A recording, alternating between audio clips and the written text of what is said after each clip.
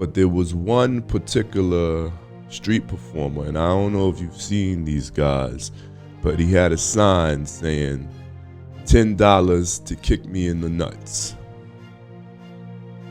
Have you ever seen these people where you pay them $10 and in exchange for that money, you get to kick them in the nuts? I saw this guy doing this, and people gathered around and watched, and I can't lie, I stood for one rotation and watched.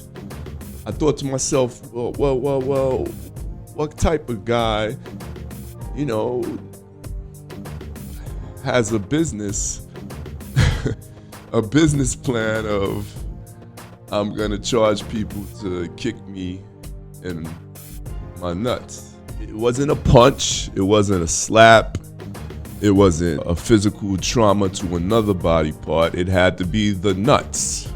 Why would someone do that? And, perhaps even a better question is, who would spend their money that they could be saving and investing or giving to, some other causes? Who would spend money to kick another person in the nuts? Would you? Have you?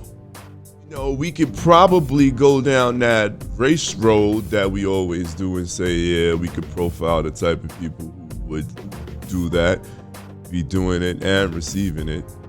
But then I was thinking about it, and like I said, I watched for one rotation. And, it wasn't like I was real close. Well, I watched from behind the guy's back, so I wasn't even in front of him. And I guess you stick around for the sound. You want to hear how does it sound. And I mean, you out in the street at night, it's 1,000 people out there. The sound sounded like a regular kick. Like if somebody kicked you in your book bag. The oohs and the ahs around it formed the energy vortex that seemed like, okay, there's something going on there. But I watched for one rotation, and I started to think, well, is this any different than boxing and MMA? You may say no, well, there's no hitting in the nuts, but violence, is violence? Intentional violence? I think that the fact that there is a market for that could be seen as troubling. People want, but we the videos, the violent videos, the death videos, suicide videos, police shootings, horror films,